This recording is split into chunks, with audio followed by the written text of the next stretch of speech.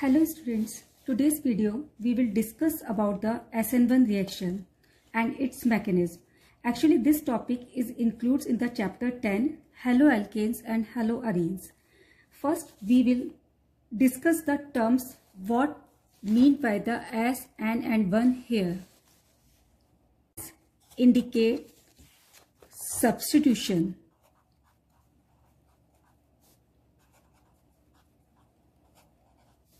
And nucleophilic.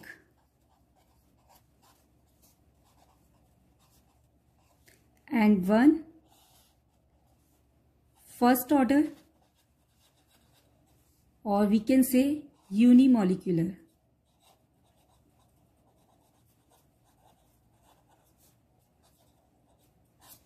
Okay, means SN1 means nucleophilic substitution reactions of first order reactions. Nucleophilic substitution reactions of first order. What is meant by the nucleophilic substitution? Nucleophilic substitution means if one nucleophile is replaced by the another nucleophile, then this type of reactions are known as nucleophilic substitution reactions. Okay. Now we will discuss the SN1 reaction by taking an example of the tertiary alkyl halides. Actually SN1 reaction occur in the tertiary alkyl halide. It will be clear to you when I will discuss the mechanism of the SN1 reaction. Okay, now taking an example.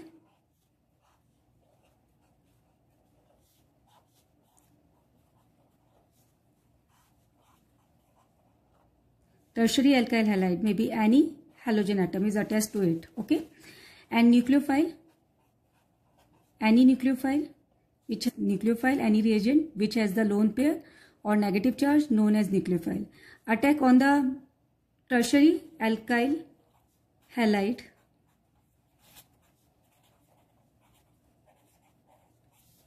Then it forms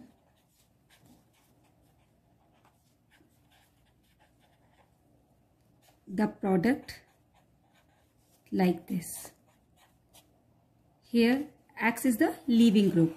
Okay, halogen atom is leaving group and in place of X nucleophile is attached. So this is the nucleophilic substitution. Okay. Now we will discuss what is the mechanism of SN1 and why this happen only in the tertiary alkyl halides. Actually what happens? This is any tertiary alkyl halide. Actually this reaction occur in the two step. This is the step 1. Okay. In the step first, what happen?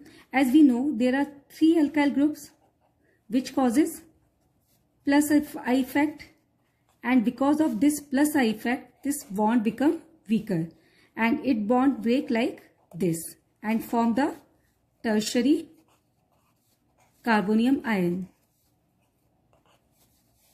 Tertiary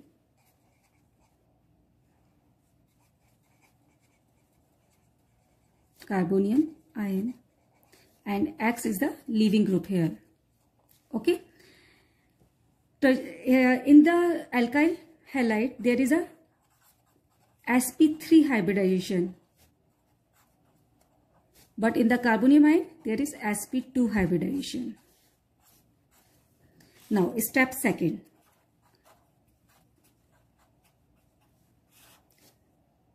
Attack of nucleophile. First step, formation of carbonium ion.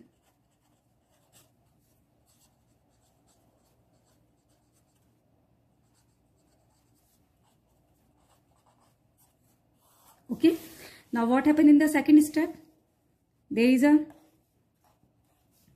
carbonium ion which is unstable because of the presence of the charge. We know these species carbonium ion, carbanion and free radicals. These are the intermediate species which are the very unstable and react very easily with the reagent.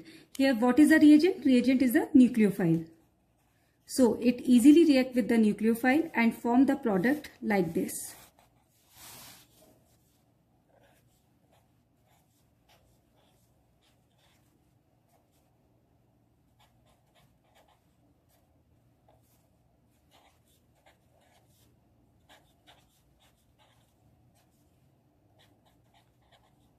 nucleophile.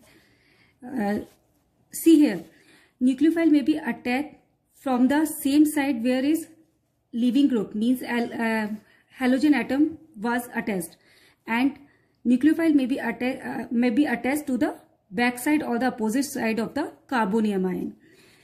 This type of structure in which nucleophile attached to the same site of the leaving group is known as retention product. And in this type of species in which nucleophile attached to the back side of the carbonium ion, this is called inversion product.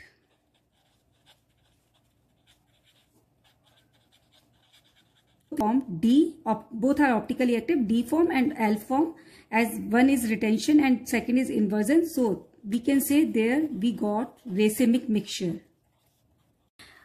In the starting, I told you that this reaction is first order reaction. Okay. First order unimolecular reaction means rate of the reaction depends only on the one reactant. Okay.